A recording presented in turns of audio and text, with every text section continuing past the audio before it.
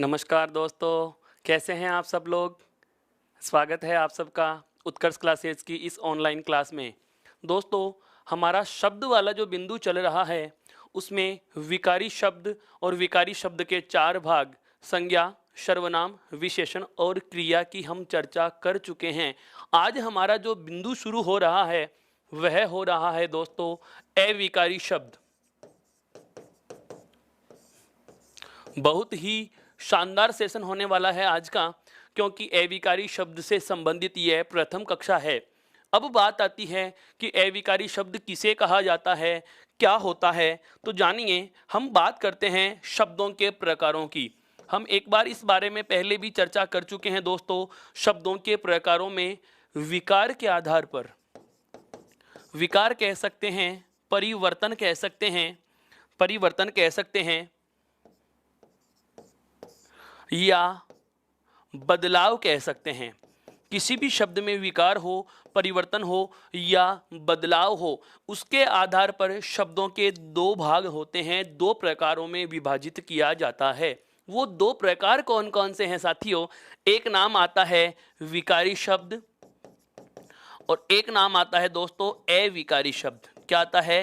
अविकारी शब्द। परिभाषा की हम बात करें कि विकारी क्या होगा और अविकारी क्या होगा, तो इन दोनों के लिए महत्वपूर्ण भूमिका होती है शब्द परिवर्तन की जो 4 इकाइयां होंगी। कौन कौन सी? देखो, एक तो होती है दोस्तों काल, एक होती है कारक, एक होता है लिंग और एक है वचन। किसी भी शब्द को हमें बदलना हो तो हम इन 4 शब्दों या 4 तरीकों से या इन 4 शर्तों से उस शब्द में बदलाव का प्रयास कर सकते हैं। कुछ शब्द ऐसे होंगे जो काल के आधार पर परिवर्तित होते हैं, कुछ शब्द ऐसे होंगे जो कारक के आधार पर परिवर्तित होते हैं, कुछ शब्द ऐसे होंगे जो लिंग के आधार पर बदलेंगे, कुछ शब्द ऐसे होते हैं जो वचन के आधार पर परिवर्तित होते हैं, कुछ शब्द ऐसे भी होंगे जो एक से ज्यादा शर्तों पर परिवर्तित हो जाते हैं, जैसे लिंग और वचन दोनों शर्तों से परिवर्तित हो जाएं। अब चाहे वो शब्द एक शर्त से परिवर्तित हो या इन 4 शर्तों से परिवर्तित हो, ऐसा कोई भी शब्द जो लिंग, वचन, काल और कारक इन चारों में किसी भी शर्त पर परिवर्तित हो जाता है, तो उसे कहा था दोस्तों विकारी। उसे क्या कहा जाता है? विकारी। अब इस विकारी और अविकारी में एक नया फर्क जो हमें देखने को मिलता है शब्द लेखन में, यहां पर विकारी के साथ में अ उपसर्ग जोड़ा गया है। और अ उपसर्ग जब हम योग करते हैं तो हमें नहीं का अर्थ प्राप्त होता है दोस्तों। किसका अर्थ प्राप्त होता है? नहीं का अर्थ प्राप्त होता है। इसका मतलब यह हुआ कि विकारी शब्द तो वे हो गए जिन्हें लिंग, वचन, काल और कारक के आधार पर बदला गया, और यदि नहीं बदला जाए तो वो क्या कहलाएगा? अविकारी शब्द कहलाएगा। अर्थात मैं कहूं कि वे शब्द जिन्हें लिंग, वचन, काल और कारक के आधार पर परिवर्तित नहीं किया जा सकता, वे शब्द जिन्हें लिंग, वचन, काल और कारक के आधार पर परिवर्तित नहीं किया जा सकता, वे शब्द जिन्हें लिंग, वचन, काल व कारक के आधार पर बदला न जा सके, बदला न जा सके,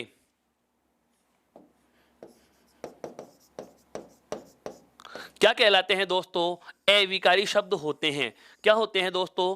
अविकारी शब्द होते हैं। ऐसा कोई भी शब्द जिसमें न तो लिंग के आधार पर बदलाव हो, न वचन के आधार पर बदलाव हो, न काल के आधार पर बदलाव हो और न ही कारक के आधार पर बदलाव हो। 4 परिवर्तन की जो इकाइयां हैं, शब्द परिवर्तन की जो 4 शर्तें होती हैं, उनमें किसी भी शर्त के आधार पर इनमें आप रूप परिवर्तित नहीं कर सकते, बदलाव नहीं कर सकते।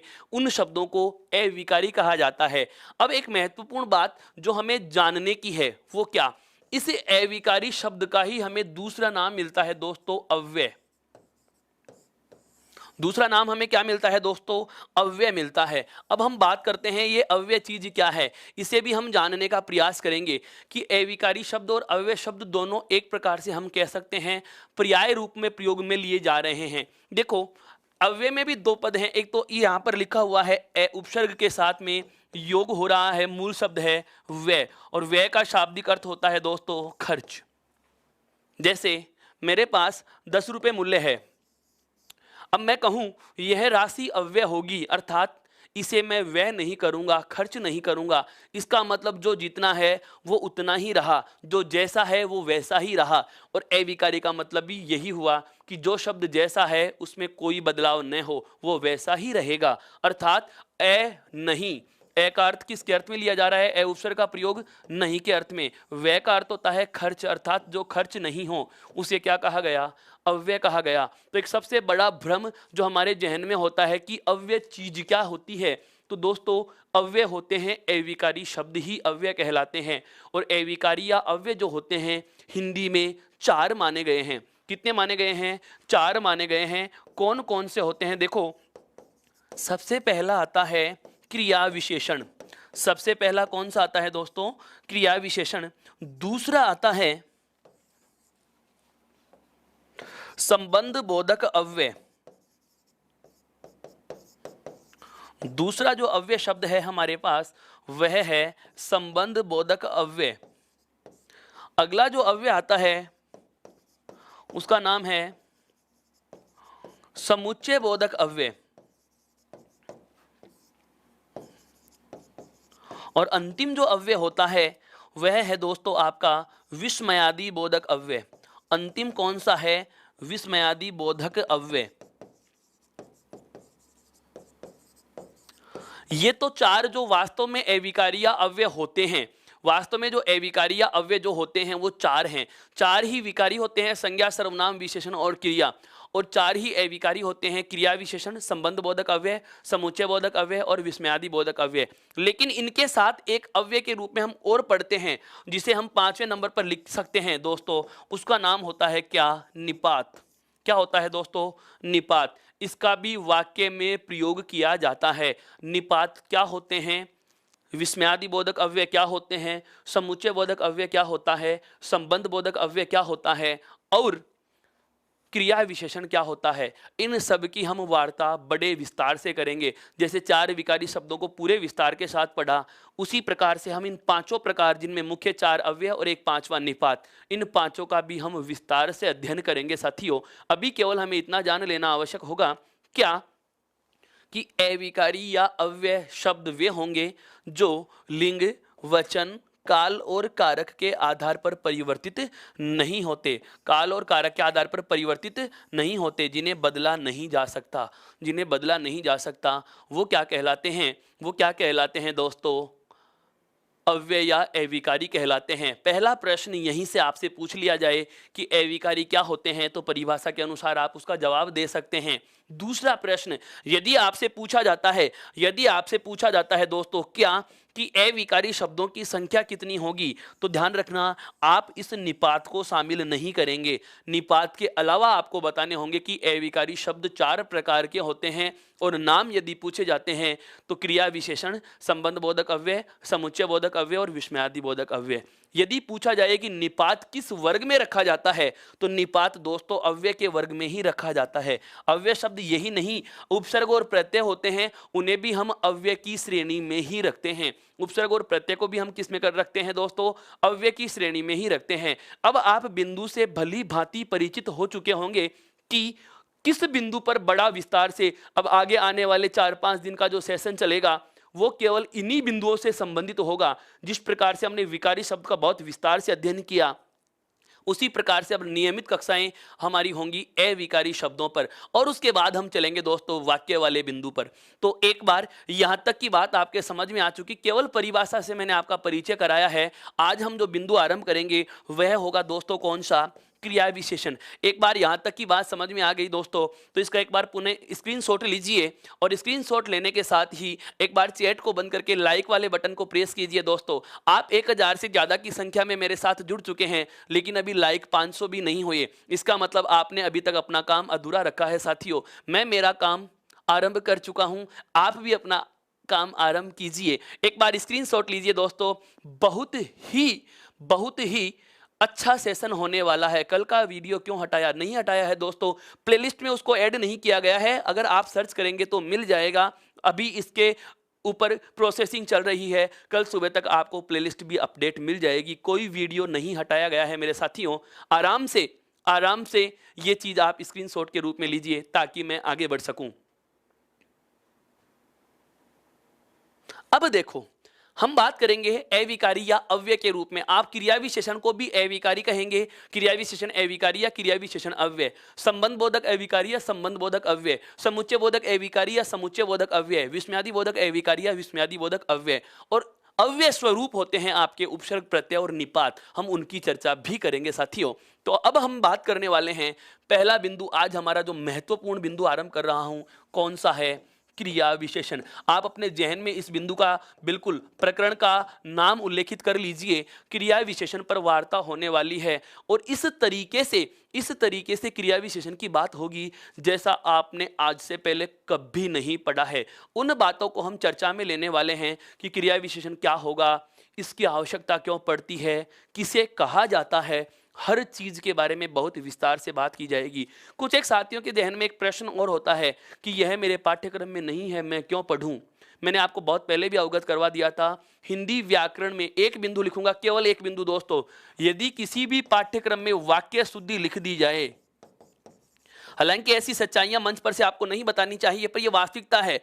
बहुत सारे मेरे साथी सोचते हैं कि हमारे हिंदी का पाठ्यक्रम में तो केवल 5 ही बिंदु दे रखे हैं, 3 ही बिंदु दे रखे हैं, हम पूरी व्याकरण क्यों पढ़ें? लेकिन साथियों, एक बात हमेशा याद रखना, यदि वाक्य शुद्धि आपके पाठ्यक्रम में है तो मान के चलना पूरी हिंदी व्याकरण है। क्योंकि वाक्य शुद्धि अकेला वाक्य शुद्धि नहीं होता, वो पूरी हिंदी व्याकरण पढ़ लेने के बाद में ही आप इस वाक्य शुद्धि वाले बिंदु को समझ पाओगे, जो कि मैं आपको बहुत अच्छे से करवाऊंगा। उससे पहले हम पूरी व्याकरण पढ़ चुके होंगे। हमारी हिंदी व्याकरण का यदि सबसे अंतिम बिंदु होगा तो वह वाक्य शुद्धि होगा, जिसमें मैं एक बार पूरी व्याकरण का आपको रिवीजन दे दूंगा। क्योंकि इसके जो नियम पढ़े जाते हैं, बहुत जगह तो आपको यह भी कह दिया जाएगा या सुनने को मिला होगा कि वाक्य शुद्धि भी कोई पढ़ाने की चीज होती है क्या? 4 उदाहरण दे दिए जाते हैं, उन्हें सही लिखना सिखा दिया जाता है और विद्यार्थियों को अवगत करवा दिया कि यह बहुत ही सरल चीज होती है। लेकिन वास्तविकता बता रहा हूं, यदि हिंदी व्याकरण में सबसे कठिन बिंदु होता है तो यह होता है वाक्य शुद्धि।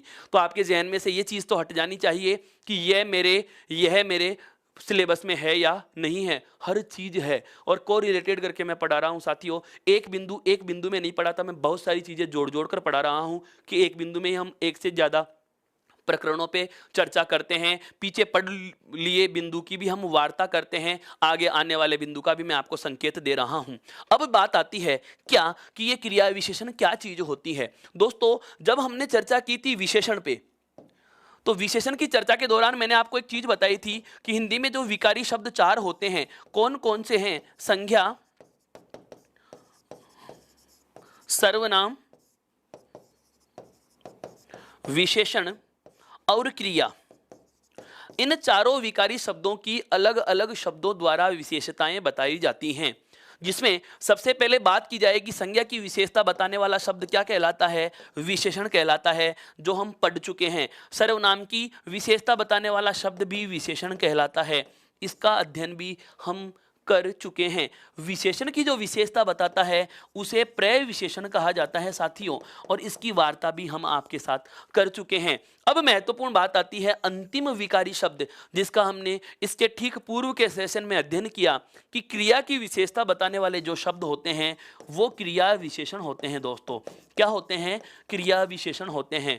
क्रिया की विशेषता बताने वाले शब्दों को क्रिया विशेषण कहा जाता है।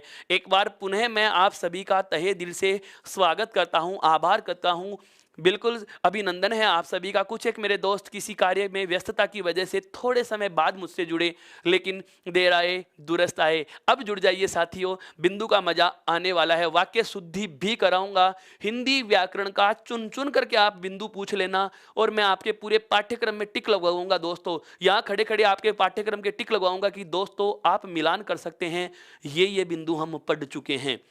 बिल्कुल बहुत मजेदार सेशन होने वाला है हिंदी व्याकरण का, हिंदी भाषा के संपूर्ण काव्य शास्त्रीय भागों का, शिक्षण विधियों का और हिंदी साहित्य के इतिहास के साथ कक्षा 11वीं और 12वीं की पुस्तकें भी मैं पढ़ाऊंगा, जो कि स्कूल व्याख्याता भर्ती परीक्षा में एक अहम भूमिका अदा करती हैं। अब आ जाइए मेरे साथ।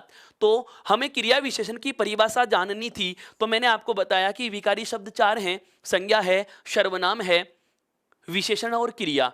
अब क्रिया विशेषण की यदि परिभाषा लेनी है तो मैंने आपको बताया कि चारों विकारी शब्दों की भिन्न भिन्न शब्दों के द्वारा विशेषताएं बताई जाती हैं, जिसमें संज्ञा और सर्वनाम की विशेषता बताने वाले शब्द होते हैं विशेषण, जिसकी हम बात कर चुके हैं। विशेषण की विशेषता बताए तो प्रविशेषण कहलाता है।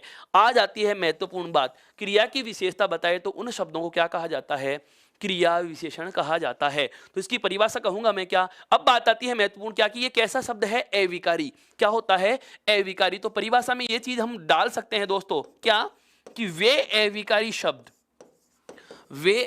शब्द जो क्रिया की विशेषता बताते हैं, वे अविकारी शब्द जो क्रिया की विशेषता बताते हैं,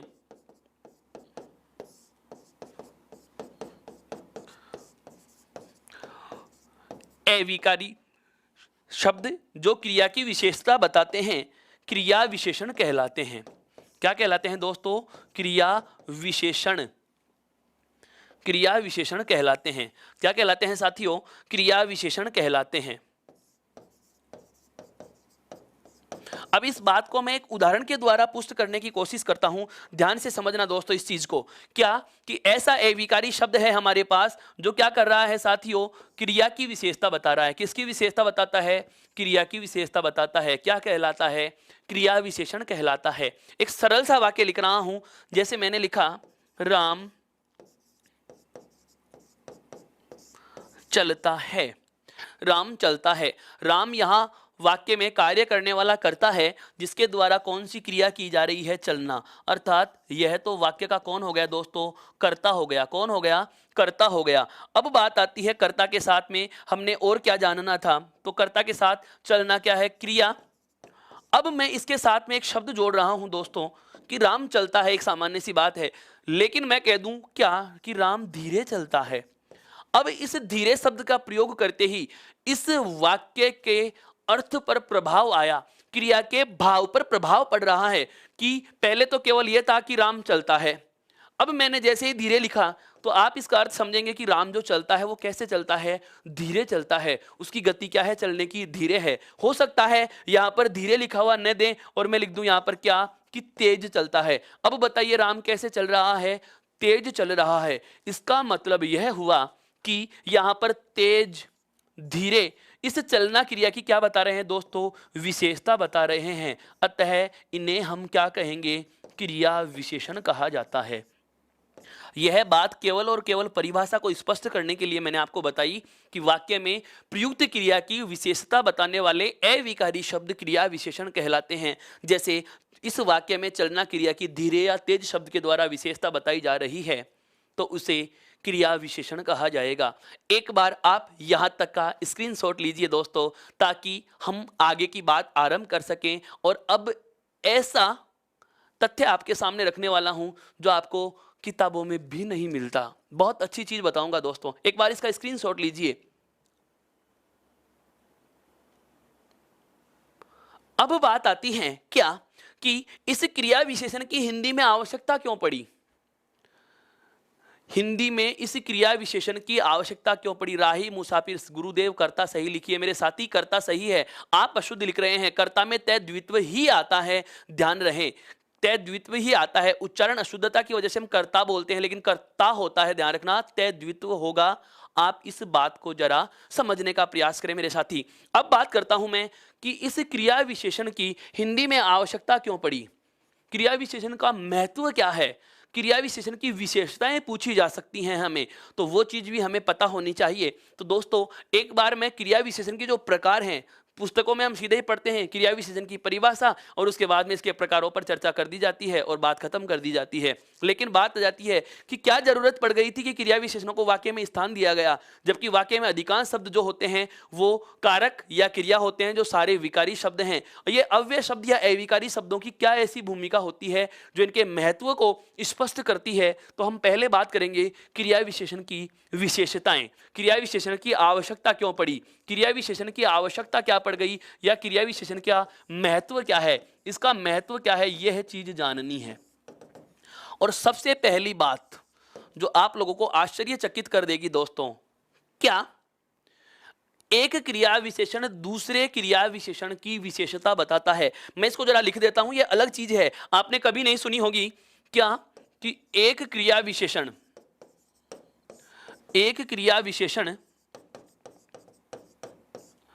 दूसरे क्रिया विशेषण की, मैं लगाव चिन्ह लगा के लिख सकता हूं दोस्तों, क्रिया विशेषण की विशेषता बताता है। अब यह है बात क्या कहना चाह रहा हूं। क्रिया विशेषण की प्रकार मैं बाद में चर्चा में लूंगा, अभी हमें इतना जानना है क्या कि ये क्रिया विशेषण हिंदी में आए क्यों, इसकी आवश्यकता क्या है।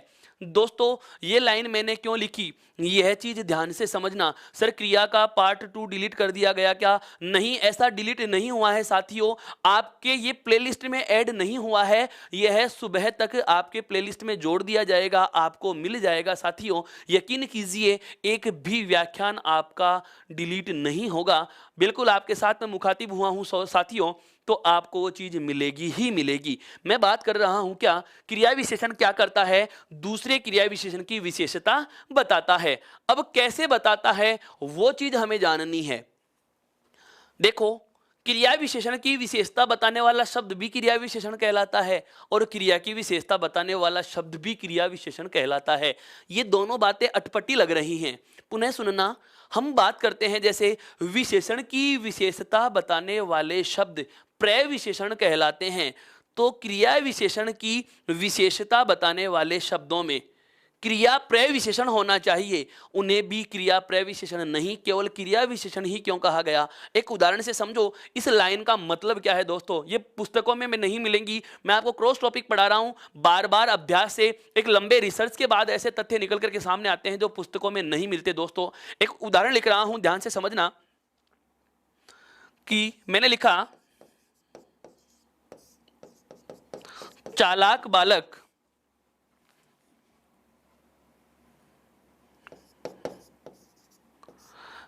तेज चलता है या तेज बोलते हैं।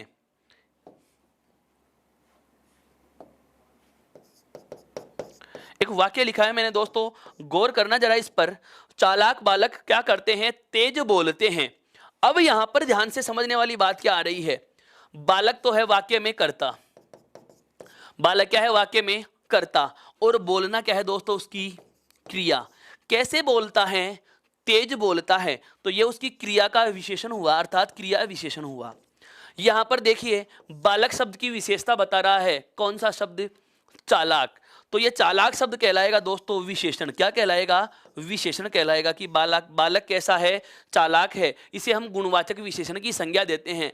अब जो चीज मैं बताने जा रहा हूं यहां है महत्वपूर्ण बात। जैसे मैं यहां पर लिख दूं क्या, बहुत चालाक बालक, जैसे इस वाक्य में बहुत शब्द जोड़ा तो बालक शब्द कर्ता यानी कि संज्ञा और सर्वनाम था, चालाक शब्द इसकी विशेषता बता रहा है अर्थात विशेषण होगा, और विशेषण से पहले मैंने बहुत शब्द जोड़ दिया। अभी अभी मैंने आपको बताया था क्या कि विशेषण की विशेषता बताने वाले शब्द प्रविशेषण होते हैं, अर्थात इस वाक्य में जो ये बहुत शब्द है यह क्या कहलाएगा दोस्तों, प्रविशेषण कहलाएगा। क्या कहलाएगा, प्रविशेषण कहलाएगा। तो विशेषण की विशेषता बताने वाले प्रविशेषण होते हैं। तो मैं यहां पर एक शब्द लिख रहा हूं बहुत, यहां पर भी मैंने बहुत शब्द लिख दिया। तो जैसे विशेषण की विशेषता बताने वाले शब्दों को प्रविशेषण कहा जाता है, इसका मतलब तो यह हुआ कि क्रिया विशेषण की कोई विशेषता बताए तो उसे क्रिया प्रविशेषण कहा जाना चाहिए, उसे क्रिया प्रविशेषण कहा जाना चाहिए। लेकिन दोस्तों यहां पर क्रिया प्रविशेषण नहीं, आप इसे क्रिया प्रविशेषण कहने की गलती मत कर देना। क्रिया विशेषण की विशेषता बताने वाले शब्द भी क्रिया विशेषण ही होते हैं, अर्थात इसे क्रिया प्रविशेषण नहीं कहा जाता। इस लाइन का मतलब यह हुआ कि एक क्रिया विशेषण दूसरे क्रिया विशेषण की क्या करता है, विशेषता भी बताता है। यह महत्वपूर्ण बात ध्यान से समझनी है।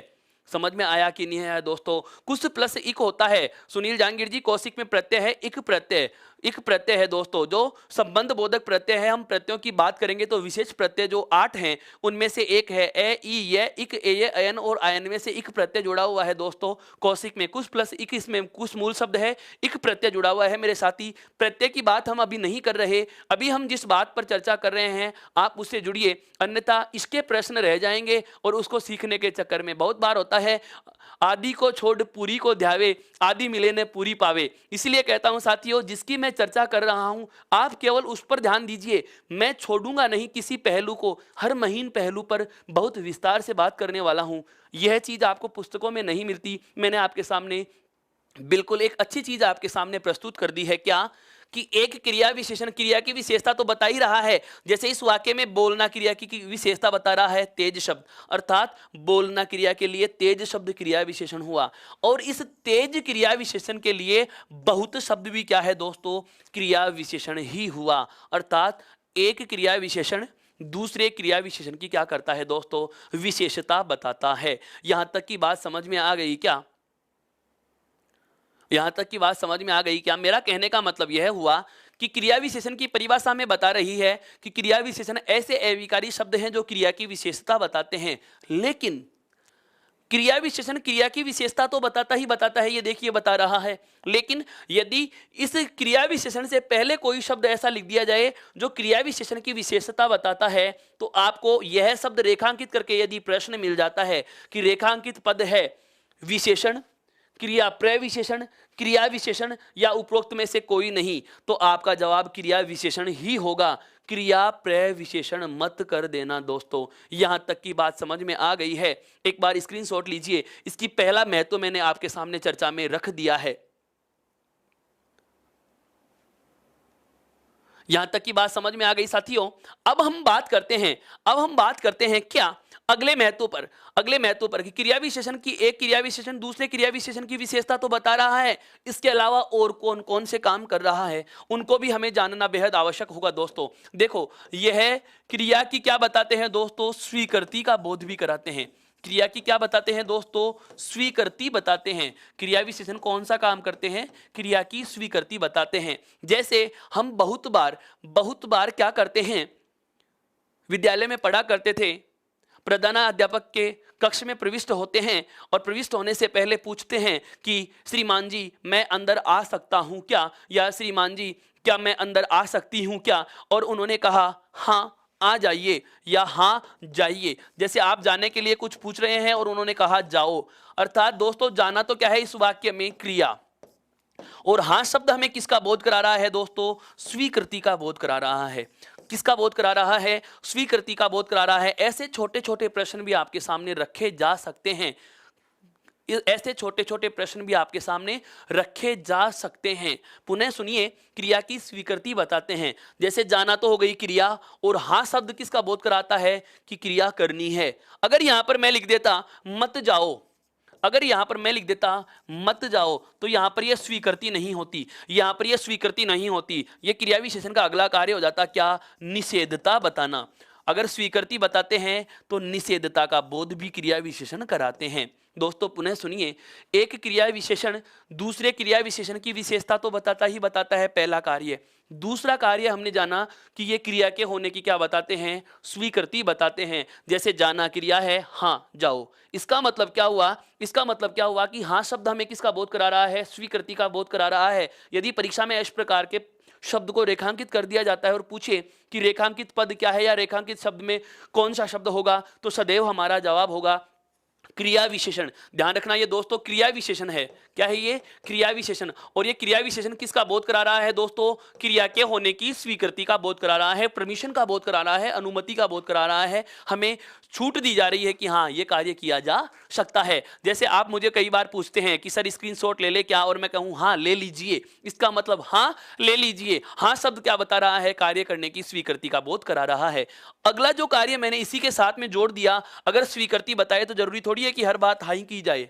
बहुत बार ऐसा भी तो होता है कि मना कर दिया जाए। जैसे बहुत सारे मेरे दोस्त होते हैं जिन्हें बहाना मिल जाता है कि हम लाइव क्लास के दौरान सर की बात सुनने से ज्यादा आपसी वार्तालाप में हमारा समय व्यतीत कर रहे हैं। दोस्तों ये बहुत ही ज्यादा महत्वपूर्ण समय होता है और इसको आप यूं ना गंवाइए, वरना पछतावा होगा। और मैं नहीं चाहता कि जो उत्कर्ष परिवार के सदस्य हैं उन्हें किसी बात का बाद में पछतावा हो। सक्सेस के लिए आप जुड़े हैं, उस विश्वास के साथ आप जुड़े हैं, निर्मल सर के साथ आप जुड़े हैं जिनके स्वभाव उनके नाम से भी ज्यादा निर्मल हैं। आप उन सर से जुड़े हुए हो दोस्तों जो एक भरोसे का मंच रखते हैं, तो ये चीजें आपको शोभा नहीं देती। अच्छे विद्यार्थी के लक्षणों में यह बात भी आती है कि मनोयोग पूर्वक सुनना। श्रवण कौशल हम शिक्षण विधियों में पढ़ेंगे, जिसमें सुनना कौशल की सबसे महत्वपूर्ण विशेषता यही होती है कि आदर्श वाचन या आदर्श उच्चारण जब अध्यापक के द्वारा किया जाता है तो विद्यार्थी उसे मनोयोग पूर्वक अर्थ ग्रहण करते हुए सुने, ये विद्यार्थी के प्रथम लक्षणों में आता है। क्योंकि सुनना दोस्तों जन्मजात योग्यता होती है, लेकिन क्या चीज सुनने योग्य है यह हमें वातावरण से पता चलता है साथियों। और आप जिस वातावरण में हैं, एक पढ़ने का वातावरण चारों तरफ सरोबार हो रहा है, उसके साथ जुड़े हुए हैं, तो ध्यान रखना क्रिया की स्वीकृति बता देगा। तो हाँ, अब मैंने कहा कि जाना नहीं है अर्थात मत जाओ, जाना तो क्रिया था, यहां पर मैंने मना कर दिया दोस्तों, तो यह किसका बोध करा रहा है? निषेधता का बोध करा रहा है। अर्थात क्रिया विशेषण का अगला कार्य हो गया क्रिया की निषेधता बताना। क्या हो गया दोस्तों? क्रिया की निषेधता बताना। मैं आपके साथ बहुत अंतर्मन से जुड़ चुका हूं साथियों, मुझे आपकी हर बात की भावनाएं बिना कहे समझ में आ जाती है कि कौन सी चीज आपके लिए मुश्किल होगी, कौन सी चीज दोहरान की आवश्यकता होती है। मैं वो चीजें बार बार दोहरा देता हूं ताकि सारा ज्ञान आप सुन करके भी स्थायी प्राप्त कर सको। सारी बातें लिखकर नहीं बताई जा सकती, फिर भी मैं आपको कह रहा हूं कि दो कार्य तो मैंने एक तो पहले बता दिया कि एक क्रिया विशेषण दूसरे क्रिया विशेषण की विशेषता बताते हैं। दूसरी बात आती है क्या कि क्रिया के होने की स्वीकृति बताते हैं। तीसरा कार्य हमने जान लिया, क्या बताते हैं? निषेधता बताते हैं। एक बार आप इसका स्क्रीनशॉट लीजिए। एक मेरे मित्र कह रहे हैं अल्पप्राण महाप्राण नहीं पढ़ाया, मैंने पढ़ा दिया मेरे साथी, आप थोड़ा सा पीछे आ गए। बिल्कुल, आप बाद में जगह हो, पुराने वीडियोस देखिए, प्लेलिस्ट में पड़े हैं, आपको आरंभ की कक्षा में वर्ण विचार में ये सब चीजें मिल जाएंगी। दोस्तों एक बार इसका स्क्रीनशॉट लीजिए ताकि हम अगले कार्य पर वार्ता कर सकें। अब बात आती है क्रिया विशेषण के अगले काम की। और क्या करते हैं क्रिया विशेषण, जानिए दोस्तों। क्रिया के होने की निश्चितता बताते हैं। क्या बताते हैं दोस्तों? निश्चितता बताना, निश्चितता बताना। जैसे मैं कहूं कि आज वर्षा जरूर आएगी, आज बारिश या वर्षा जरूर आएगी। इसका मतलब आना तो क्या है दोस्तों? क्रिया। जरूर शब्द लिखते ही हम निश्चिंत हो गए कि यह काम निश्चित होगा, यह काम निश्चित रूप से होगा। जैसे मैंने कहा कि आपका मैं पाठ्यक्रम जरूर पूरा कराऊंगा, कराना तो क्या है? क्रिया। जरूर शब्द जोड़ते ही क्या जुड़ गई दोस्तों? निश्चितता हो गई। क्या हो गई दोस्तों? निश्चितता हो गई। अर्थात यहां पर जरूर शब्द भी क्या बता रहा है हमें? कार्य की निश्चितता बता रहा है, क्रिया के होने की श्योरिटी बताता है, तो उसे भी हम क्रिया विशेषण का ही नाम देते हैं। अर्थात क्रिया के होने की निश्चितता बताना का काम भी किसका होता है दोस्तों? क्रिया विशेषण का होता है। अब जैसे अभी हमने पूर्व में जाना कि स्वीकृति बताएगा तो निषेधता भी बताएगा, यहां भी वही वाली बात आ जाएगी दोस्तों कि यदि निश्चितता का बोध होता है तो अनिश्चितता का बोध भी होता है।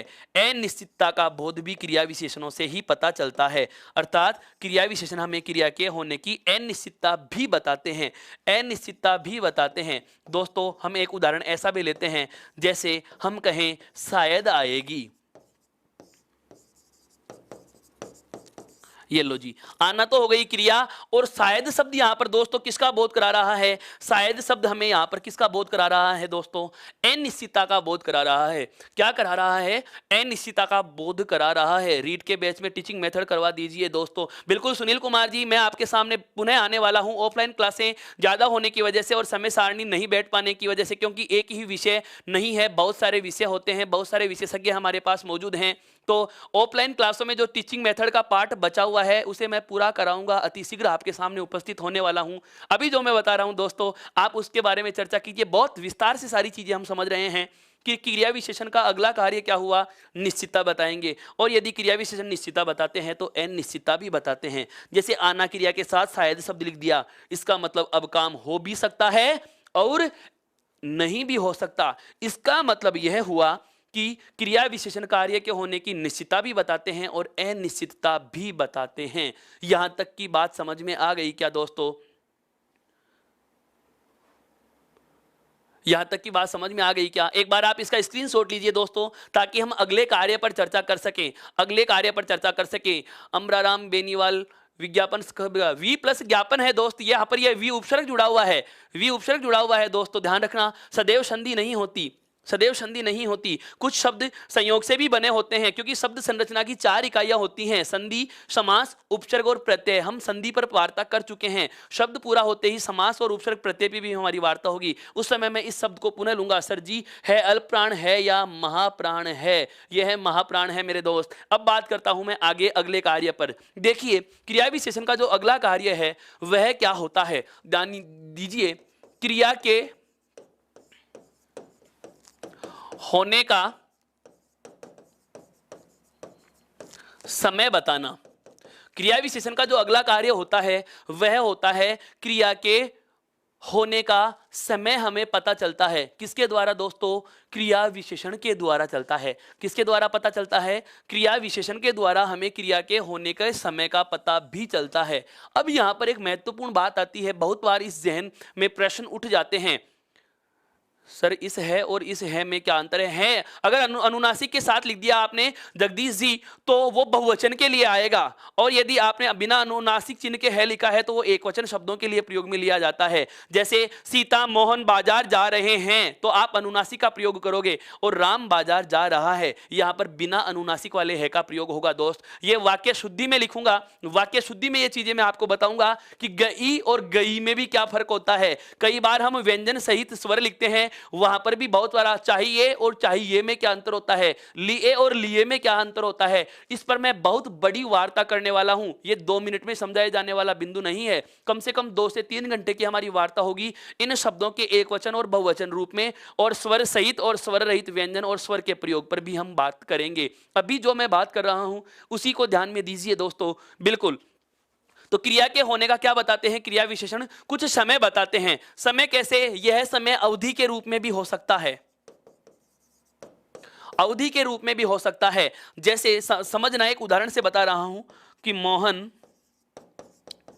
2 घंटे पढ़ता है। मोहन कितने घंटे पढ़ता है? 2 घंटे पढ़ता है।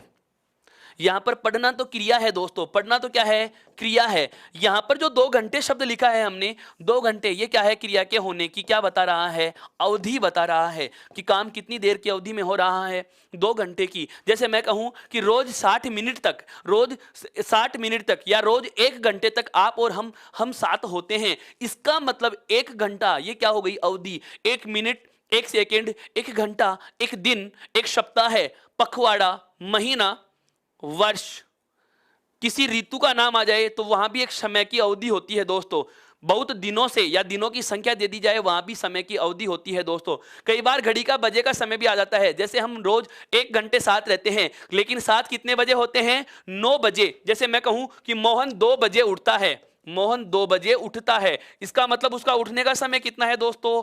2 बजे। यहां पर ध्यान रखना, जैसे अंग्रेजी में करते हैं सिंस और फॉर का प्रयोग, वही वाली बात यहां भी होती है कि निश्चित समय, अवधि का समय, और आपके अनिश्चित समय। अगर समय का बोध करा रहा है कोई भी शब्द तो उसे भी हम क्रिया विशेषण में ही शामिल करेंगे। अर्थात क्रिया विशेषण का अगला कार्य क्या होगा? क्रिया विशेषण का जो अगला कार्य होगा दोस्तों वह क्या हो जाएगा? क्रिया के होने का समय बताती है। कौन? क्रिया विशेषण बताते हैं। उसके बाद एक बार आप इसका स्क्रीनशॉट लीजिए दोस्तों, ताकि मैं आगे की वार्ता आरंभ कर सकूं। और इसके साथ ही एक बार मैं पुनः कहना चाहूंगा, आप मेरे साथ लगभग 1450 की संख्या में जुड़े हुए हैं, लेकिन लाइक 1000 के आसपास। इसका मतलब 400 मेरे मित्र ऐसे हैं जो एक लाइक भी देना कंजूसी समझते हैं। कोई बात नहीं साथियों, यह आपको अपना कर्तव्य पालन करना है। जो कब करते हैं ये आपके ऊपर निर्भर करता है। मैं मेरा काम कर रहा हूं, आप अपना काम कीजिए, इसी से हमारा काम होगा। और दोस्तों, समूह की भावना होनी चाहिए। आप मेरे साथ हैं, मैं आपके साथ हूं, अर्थात हम साथ साथ हैं दोस्तों। तो अगले कार्य पे मैं चर्चा कर रहा हूं कि क्रिया विशेषण हमें और क्या बताते हैं। तो जो अगला कार्य आता है कि क्रिया के होने का स्थान बताना। क्रिया विशेषण जो होते हैं वो क्रिया के होने की जगह भी बताते हैं। क्रिया के होने की क्या बताते हैं दोस्तों? जगह बताते हैं कि क्रिया कौन सी जगह हो रही है। जैसे मैं कहूं मोहन छत पर खड़ा है। मोहन कहां खड़ा है? छत पर खड़ा है। खड़ा होना उसकी क्या है दोस्तों? क्रिया है। कहां खड़ा है? छत पर। अर्थात यह क्रिया के होने का क्या पता चल रहा है दोस्तों? स्थान पता चल रहा है। क्या पता चल रहा है? स्थान पता चल रहा है। अब अब एक महत्वपूर्ण बात मैं आपको बता देता हूं यहां पर दोस्तों, ध्यान दीजिए कि यहां पर छत शब्द एक कारक भी है। दोस्तों सारी बातें किताबों में लिखी हुई नहीं होती और हर बात को लिखकर बताया भी नहीं जा सकता। आप मनोयोग पूर्वक सुनिए, जहां मुझे जरूरत होगी कि आपका मैं जवाब मांगूं तो आप अपना थम्स अप कर देना, और मेरे प्रश्न का यदि कोई जवाब आपको शब्द के रूप में लिखकर देना पड़े तो आप उसको उस तरीके से भी अपना जवाब रख सकते हैं। लेकिन जो चीज मैं बोल रहा हूं उसको जरा बहुत गौर से सुनिए साथियों, बहुत काम की बात बता रहा हूं। क्या कि मोहन खड़ा है, कहां खड़ा है? छत पर खड़ा है। तो छत शब्द क्रिया के होने का क्या है दोस्तों? स्थान है। क्या है? स्थान है। इसका मतलब ये क्रिया विशेषण हुआ। आश्चर्यचकित कर देने वाली बात बता रहा हूं दोस्तों, क्या कि यहां पर ये क्रिया के होने का स्थान है अर्थात जगह है। अब क्रिया को जो होने का स्थान है, अब स्थान का नाम है तो जाहिर सी बात है संज्ञा शब्द होगा, और संज्ञा शब्द होगा तो विकारी भी होगा। जबकि हमें यह भी पता है कि क्रिया के होने का स्थान बताने वाले तो क्रिया विशेषणों में गिने जाएंगे, स्थानवाचक क्रिया विशेषण में गिने जाएंगे। और स्थानवाचक क्रिया विशेषण का नाम आते आप कह दोगे कि सर क्रिया विशेषण तो अविकारी होता है। मैंने कहा छत शब्द संज्ञा है, ये विकारी होता है। बिल्कुल हमारे दिमाग में सवाल आना चाहिए दोस्तों। मैं जानबूझकर आपको ऐसे तथ्य से परिचित करवा रहा हूं कि परीक्षा में यदि ऐसे प्रश्नों से आपका सामना हो जाए तो आप जरा भी चित्त विचलित न हो, आप जरा भी मतिभ्रमित न हो, आप सही अपने विकल्प का चयन कर सके। तो ध्यान से सुनना इस बात को, क्या कि जो स्थानवाचक क्रिया विशेषण होते हैं दोस्तों वे अधिकरण कारक होते हैं। वे क्या होते हैं दोस्तों? अधिकरण कारक होते हैं। इसका मतलब यह हुआ कि अधिकरण कारक ही स्थानवाचक क्रिया विशेषण है, या स्थानवाचक क्रिया विशेषण ही क्या होता है? अधिकरण कारक होता है। और कारकों में जो भी शब्द प्रयुक्त होते हैं वो संज्ञा या सर्वनाम प्रयुक्त होते हैं, और संज्ञा और सर्वनाम जो होते हैं वो विकारी शब्द होते हैं। वास्तविकता यह थी, अगर मैं चाहता तो यह चीज आपको नहीं बताता, लेकिन यह चीज मैं इसलिए बता रहा हूं दोस्तों कि एक भरोसे का मंच है उत्कर्ष, और आपने अभी तक ई उत्कर्ष ऐप को इंस्टॉल नहीं किया तो इंस्टॉल कीजिए। कुछ एक मेरे साथी पूछ रहे थे कि सर आपकी किताब कहां मिलती है? मेरी पुस्तक दोस्तों नोट्स के रूप में आपको ई उत्कर्ष ऐप पर ई बुक के रूप में उपलब्ध होगी। आप वहां से इसे इंस्टॉल कर सकते हैं, और इंस्टॉल करने के बाद ई बुक के रूप में जो फॉर्मेट में आपको नोट्स मिलेंगे, आप उसमें ऐसी सुविधा है कि अपने डाटा जोड़ भी सकते हैं। वहां से आप अपने आपके प्रश्नों का जवाब देकर के अपने आप की जांच भी कर सकते हैं, अपने आप का मूल्यांकन कर सकते हैं। समस्या आएगी तो हम उसका उपचारात्मक शिक्षण करेंगे साथियों, जो शिक्षण विधियों में आता है, नैदानिक परीक्षण और उपचारात्मक शिक्षण। इसके ऊपर भी मैं आपसे बहुत विस्तार से बात करने वाला हूं। अभी इतना जान लेना आवश्यक होगा और हमें पर्याप्त होगा, क्या कि क्रिया के होने का स्थान बताने का काम भी कौन करते हैं? क्रिया विशेषण करते हैं। जैसे छत शब्द स्थान है और स्थान शब्द संज्ञा है अर्थात विकारी शब्द होता है, जबकि क्रिया विशेषण जो होते हैं वो अविकारी शब्द होते हैं। तो इसलिए हमें एक बात सदैव याद रखनी होगी, क्या कि स्थानवाचक क्रिया विशेषण जो होते हैं वो अधिकरण कारक होते हैं, और अधिकरण कारक ही क्या होते हैं? स्थानवाचक क्रिया विशेषण होते हैं साथियों। यहां तक की बात आ गई समझ में? तो एक बार आप इसका भी स्क्रीनशॉट ले लीजिए साथियों, ताकि मैं अगले कार्य पर वार्ता आरंभ कर सकूं।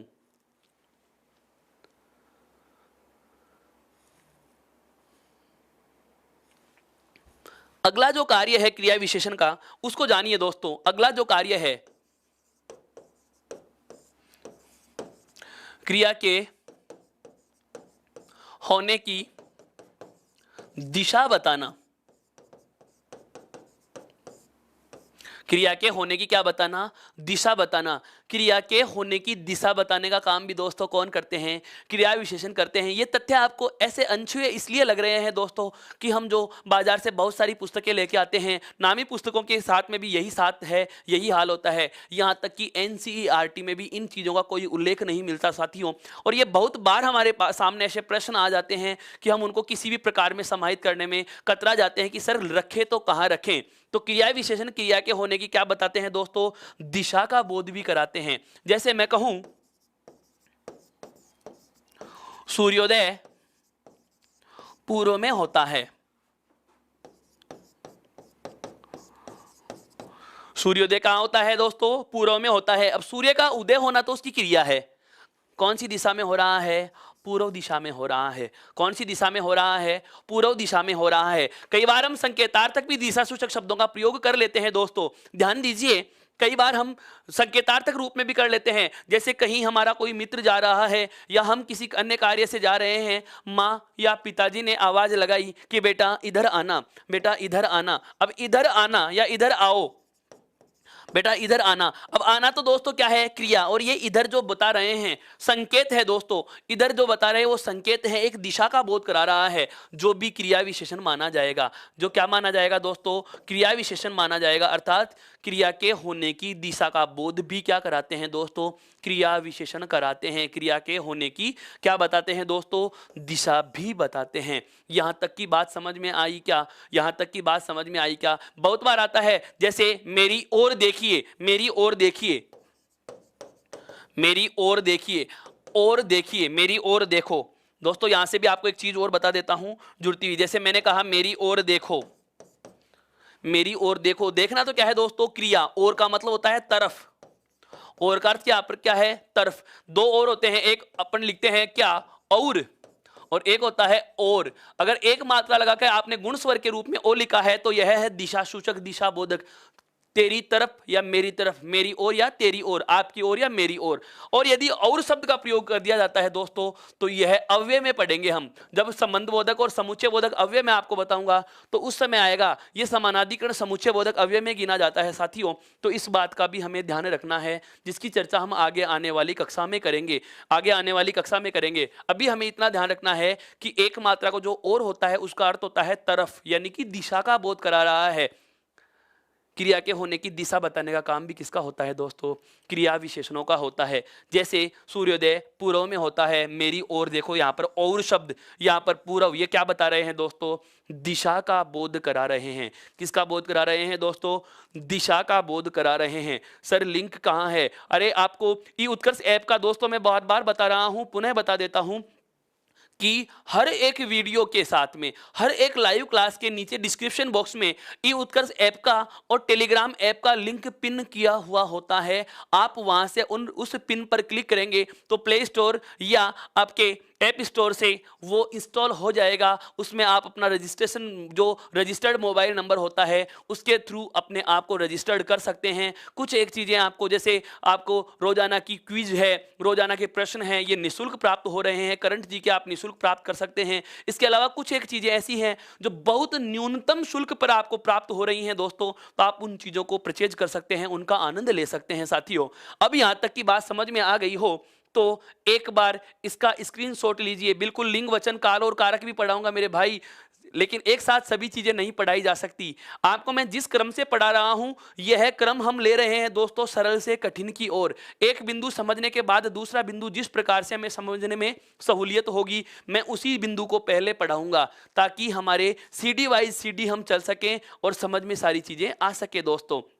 यहां तक की बात समझ में आ चुकी है तो एक बार इसका स्क्रीनशॉट लीजिए ताकि मैं अगली वार्ता आरंभ कर सकूं। अगला महत्वपूर्ण कार्य, क्रिया विशेषण का अगला महत्वपूर्ण कार्य दोस्तों, और वो क्या होता है जानिए। क्रिया के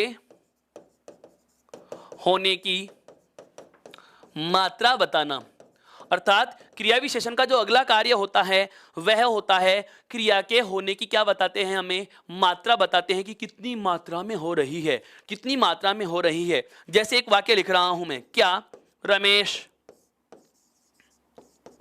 खूब सोता है कम पढ़ता है। रमेश खूब सोता है और कम पढ़ता है। दोस्तों यहां पर इस वाक्य में जरा ध्यान दीजिए, सोना और पढ़ना तो क्या है, क्रमशः क्रियाएं हैं। क्या है, ये क्रिया शब्द है, लेकिन कितना पढ़ता है, कम। अर्थात ये क्या बता रहा है दोस्तों, इसकी मात्रा का बोध करा रहा है। क्या बता रहा है, मात्रा। यहां पर खूब शब्द से भी किसका बोध हो रहा है, सोने की मात्रा, अर्थात क्रिया के होने की मात्रा का बोध हो रहा है। अर्थात क्रिया विशेषण का जो अगला महत्वपूर्ण कार्य हुआ, क्रिया के होने की मात्रा का बोध कराना भी किसका कार्य होता है दोस्तों, क्रिया विशेषणों का कार्य होता है। कम ज्यादा, जैसे बहुत बार हम मुहावरे और लोकोक्तियों में भी पढ़ा करते हैं, जितना गुड़ डालोगे उतना मीठा होगा। तो जितना, कितना, किसी न किसी मात्रा का बोध हुआ, उतना, कितना, जितना डाला गया उतना, अर्थात ये मात्रा सूचक शब्द हैं, मात्रा सूचक शब्द हैं। जैसा जितना पढ़ोगे उतनी ही मात्रा में परिणाम प्राप्त होगा। जितनी मात्रा में आप अध्ययन कर रहे हो, जितना आप ध्यान लगाओगे मेरे वाक्य व्याख्यान पर, जितना आप अपने आप को मुझसे जोड़ पाओगे, उसी मात्रा में आपको उपलब्धियों की प्राप्ति होगी। दोस्तों, आपको अधिगम के अनुभव प्राप्त होंगे और आपके व्यवहार में उतना ही परिवर्तन आएगा। तो जितना पढ़ोगे उतना व्यवहार में परिवर्तन आएगा, जितना सीखने का प्रयास करोगे उतना ही व्यवहार निखरता चला जाएगा। तो ये जितना उतना, ये शब्द भी हमें क्या बता रहे हैं? क्रिया के होने की मात्रा का बोध करा रहे हैं। दोस्तों, यहां तक की बात समझ में आ गई है तो इसका भी एक बार स्क्रीनशॉट लीजिए ताकि हम इसके अंतिम कार्य और महत्वपूर्ण कार्य पर भी चर्चा कर सकें। एक बार स्क्रीनशॉट लीजिए दोस्तों।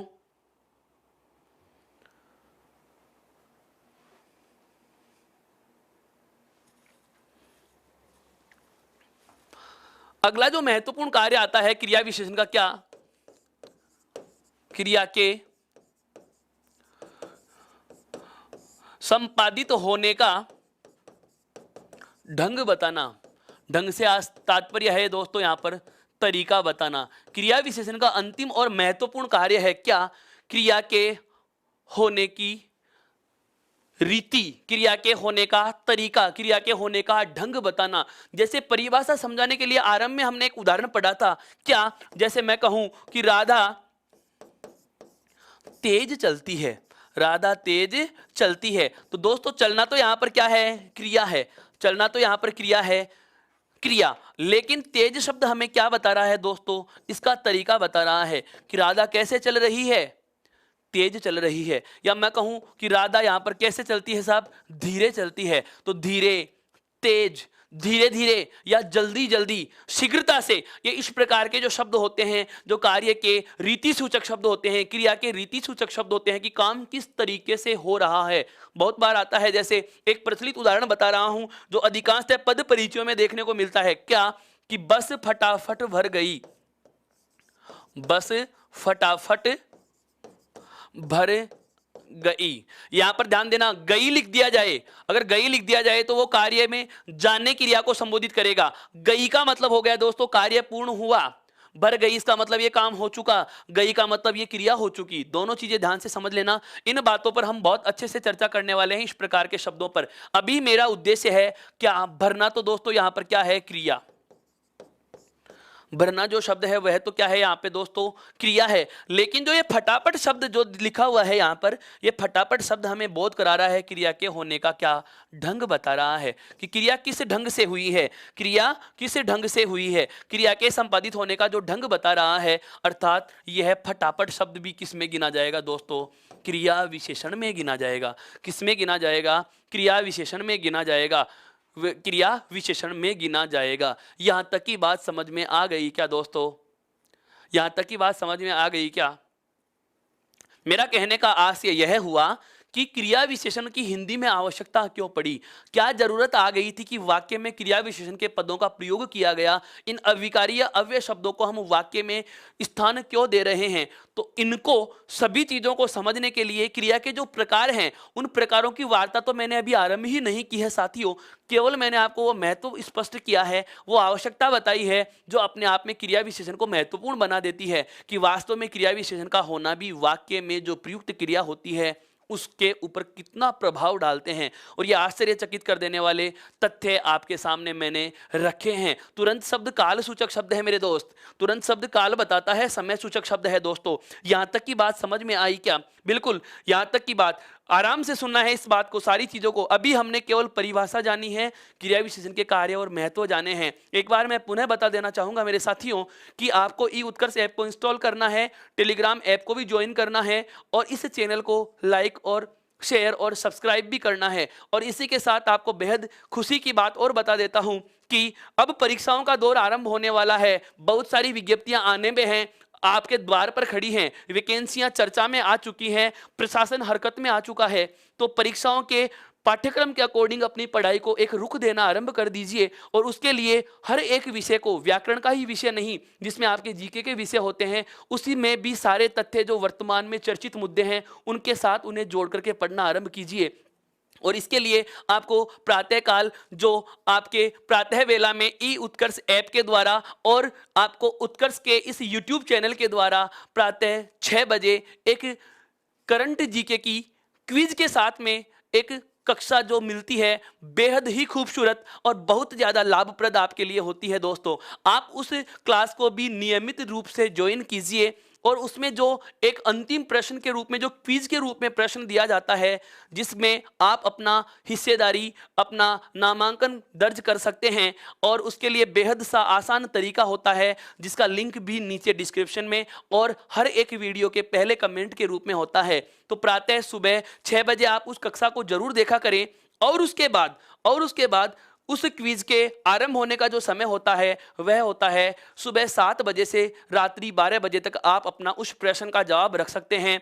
उसके बाद अगले दिन की प्रातःकालीन क्विज के साथ ही पूर्व दिवस के 10 लकी ड्रॉ से निकाले गए भाग्यशाली विजेताओं को उत्कर्ष की ओर से आशीर्वाद स्वरूप बहुत ही शानदार उपहार भी भेंट किया जाता है। उन 10 भाग्यशाली विजेताओं में आप भी हो सकते हैं। यदा कदा हमारा नाम नहीं आता तो निराश नहीं होना, क्योंकि वो चीज हमें जॉब की तरफ लेके जा रही है, करियर को नई दिशा मिल रही है। तो सुबह आप उस कक्षा से भी जुड़िए जो हमारे बिल्कुल विषय विशेषज्ञ अंकित जी अवस्थी लेकर के आने वाले हैं दोस्तों। प्रातः 6 बजे आप उस चीज से भी जुड़िए और इस क्विज में भी हिस्सा लीजिए। आज की बात हम विषय की जो है वो यहीं समाप्त करेंगे, लेकिन समाप्त करने से पहले मैं एक बार पुनः दोहरान कर देना चाहूँगा इन सारी बातों का जिन पर मैं प्रकाश डालना चाह रहा हूँ। जरा गौर से सुन लीजिए, 2 मिनट में हम अपनी बात को बिल्कुल विराम देने का प्रयास करेंगे दोस्तों। आज हमने चर्चा की है अविकारी शब्द क्या हैं। इन अविकारी शब्दों पे वार्ता जब आरंभ की तो पता चला कि लिंग, वचन, काल और कारक के आधार पर ये शब्द कभी परिवर्तित नहीं होते हैं। इन्हीं का पर्याय शब्द अव्यय होता है और इन अविकारी शब्दों में 4 प्रकार के अविकारी शब्द होते हैं, जिसमें क्रिया विशेषण, संबंध बोधक अव्यय, समुच्चय बोधक अव्यय और विस्मयादि बोधक अव्यय। जिसमें सबसे पहला बिंदु हम आरंभ कर चुके हैं, क्रिया विशेषण जो क्रिया की विशेषता बताते हैं। ऐसे अविकारी शब्दों को दोस्तों क्रिया विशेषण कहा जाता है। और क्रिया विशेषण के प्रकार की चर्चा तो हम बाद में करेंगे, जो हर जगह लिखे मिलते हैं, लेकिन जो चीज हमें हर जगह उपलब्ध नहीं होती, जो सर्वसुलभ नहीं होती, उनमें मैंने चर्चा आरंभ की है। इसके आवश्यकता और महत्व पर मैंने प्रकाश डालने का प्रयास किया दोस्तों, जिसमें सबसे पहली और सबसे ज्यादा महत्वपूर्ण बात आ गई है क्या कि एक क्रिया विशेषण दूसरे क्रिया विशेषण की विशेषता बताता है।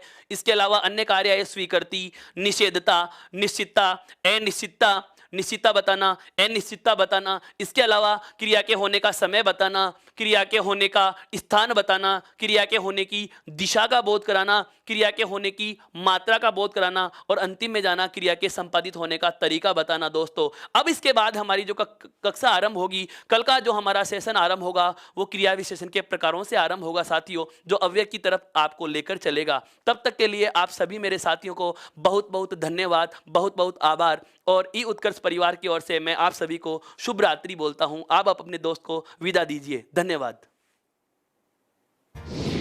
Click on the subscribe button to subscribe to our channel.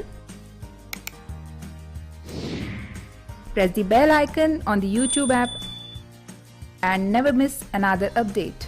Download eUtkarsh app from Google Play Store. eUtkarsh app is one-stop solution for your competitive exam preparation with lots of unique and amazing features like create your own custom test, add YouTube videos in app library, add web reference link for quick revision, make your own custom flashcards. For each chapter, you can give online test and analyze your performance. So download eUtkarsh app now.